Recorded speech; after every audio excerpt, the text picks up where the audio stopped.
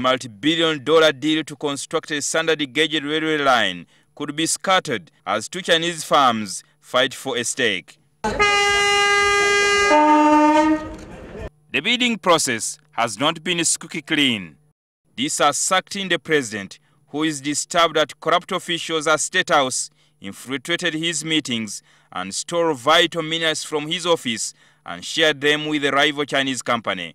And there was a bit of controversy, and eventually I prepared a report which I gave to the president, and the president, I believe, is on top of the situation, and I believe whatever may have happened will be sorted out.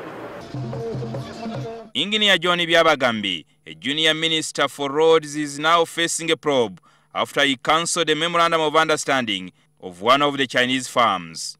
One of my colleagues did issue a notice to one of the Chinese firms of his intention to revoke the memorandum of understanding. Then the lawyers of that firm, that Chinese firm, wrote to me complaining about the way the matter had been handled by one of my colleagues. So I did write to this colleague and requested him to avail me the reasons why he intended to terminate the memorandum of understanding that the government had signed with this Chinese firm. In 2010, President Yoweri Museveni invited China Civil Construction Engineering Corporation to rehabilitate the moribund railway line. A memorandum of understanding was signed to build a standard gauge railway line across Malaba, Kampala, Tororo Pakwach, Gulu and Nimule in South Sudan. Another Chinese company, China Harbour Engineering Company, was brought on board to do the same job on the route where the feasibility studies had already been done by the rival Chinese firm. Byabagambi is accused of unilaterally changing the agreement and handing China Civil Construction Engineering Corporation to the western route to build a standard gauge line from Kampala to Katuna. The Chinese firm protested, arguing that they had already spent lots of money in doing feasibility studies.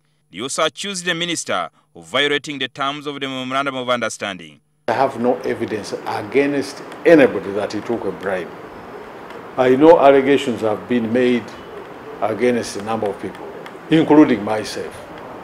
But I just want to tell you, for me, I'm a committed Christian. I can never, ever take a bribe. NTV is in possession of minutes recorded in the meeting dated 18th March 2014, which was called by Byabagambi. In the meeting, the minister threatened to terminate the agreement, and on the 8th April, he issued a notice of termination. We have also seen a letter from the Attorney General Peter Nyombi, where he asked Byabagambi not to terminate the deal, which could result into litigation and cost the taxpayer billions in awards. So for me, my intervention was to try and save the country from paying the costs against for some wanton action of one of us. The Chinese firm challenged the decision of Byabagambi in court, and only last week, the High Court delivered a verdict. In her ruling, Justice Lydia Mugambe said Byabagambi's judgment was irrational, high-handed, arbitrary, unreasonable, and not in public interest. Jingo Francis, NTV Weekend Edition.